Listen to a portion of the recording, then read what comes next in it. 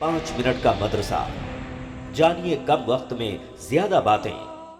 अस्सलामुअलैकुम वरहमतुल्लाहि वबरकातुहू। नादरीन, आप तमाम का इस्तकबाल है हमारे प्रोग्राम 5 मिनट के मदरसे में। हमारा आज का पहला मौजू है कुरान। अल्लाह ताला ने फरमाया, अऊज़ु बिल्लाहि मिनश शैतानिर रजीम, बिस्मिल्लाहिर रहमानिर रहीम, लिनुहय्य बिही बल्दतम मैततन व नुस्क़ियहु मिम्मा खलक़ना अनआमन व अनासिया कसीरा। अल्लाह रब्बुल आलमीन ने फरमाया ताकि उसके ज़रिए से मुर्दा शहर को ज़िंदा कर दें और उसे हम अपनी मखलूक़ात में से बहुत से चौपायों और इंसानों को पिलाते हैं। इस आयत को आप पिछली आयत से जोड़िए जिसमें अल्लाह रब्बुल आलमीन ने बारिश का जिक्र किया। अल्लाह ताला ने कहा कि वो जो बारिश अल्लाह रब्बुल आलमीन, पहले तो अल्लाह ताला ठंडी हवाएं भेजता है, जो है बादलों को लिए हुए, बारिश को लिए हुए ठंडी हवाएं चलती है जो बारिश के आने की खुशखबरी देती है, और फिर अल्लाह ताला बारिश को नाजिल करता है और उस बारिश के ज़रिए से अल्लाह ताला मुर्दा ज़मीन को जो है ज़िंदा करता है। वो ज़मीन जो खुश्क हो चुकी थी, अल्लाह ताला उसको ज़िंदा।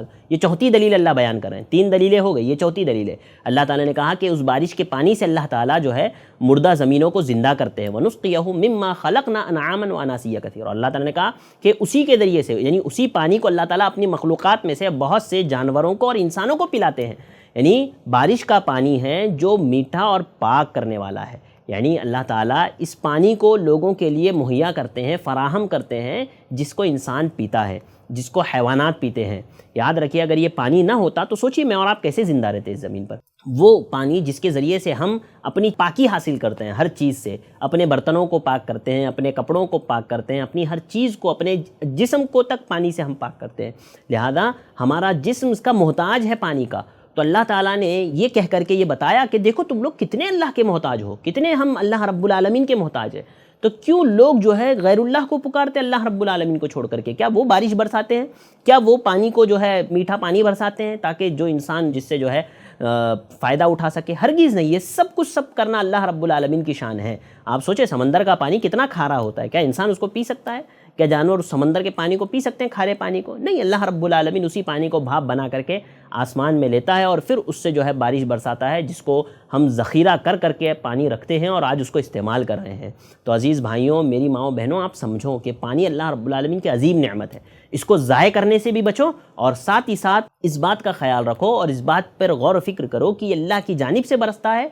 अल्लाह रब्बुल आलमीन हमारी सारी ज़रूरियात को पूरी करता है, लिहाजा अल्लाह ताला ही इबादत के लायक है, अल्लाह के अलावा कोई इबादत के लायक नहीं। तो ये चौथी दलील अल्लाह रब्बुल आलमीन ने बयान की कि क्यों अल्लाह की इबादत मुझे और आपको करनी चाहिए, तमाम दुनिया वालों को क्यों अल्लाह की इबादत करनी चाहिए, क्योंकि वो हमें पानी देता है जो हमारी ज़िंदगी के लिए, हमारे जीने के लिए ज़रूरी है। नाज़रीन, चलते हैं हमारे आज के दूसरे मौजू की तरफ। हमारा आज का दूसरा मौजू है हदीस।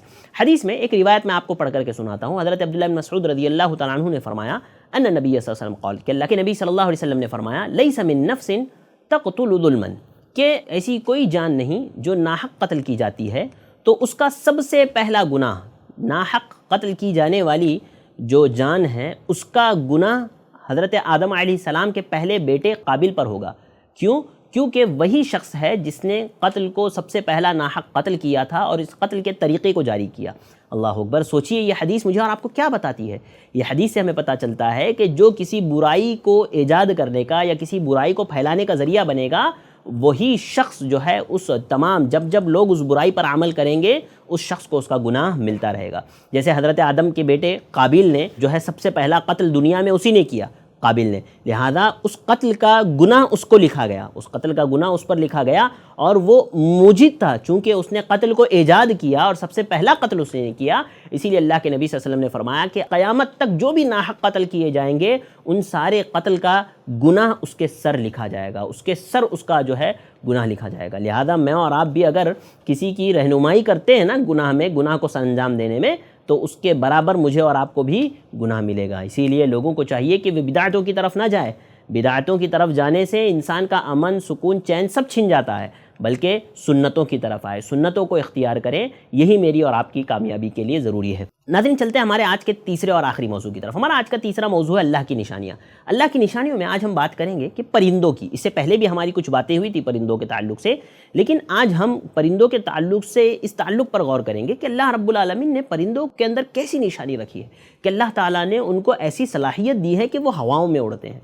इंसान के पास ये ताकत नहीं है, दीगर जानवरों के पास ये ताकत नहीं है, सिर्फ परिंदों के अंदर अल्लाह रब्बुल आलमीन ने रखी है। और ये परिंदों का फ़ज़ाओं में उड़ना, कौन है जो उसे फ़ज़ाओं में रोके रखे हैं? आप खुद सोचिए ना, कौन है जो उन परिंदों को फ़िज़ा में रोके रखा हुआ है?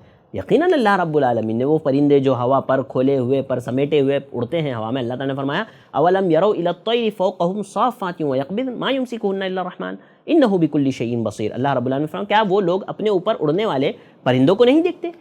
پھیلائے ہوئے پر سمیٹے ہوئے یہ پرندے جو اڑ رہے ہیں دونوں حالتوں میں، اتنے وزن ہونے کے باوجود کتنے بڑے بڑے پرندے ہوا میں اڑتے ہیں، انہیں کون روکے رکھا ہے؟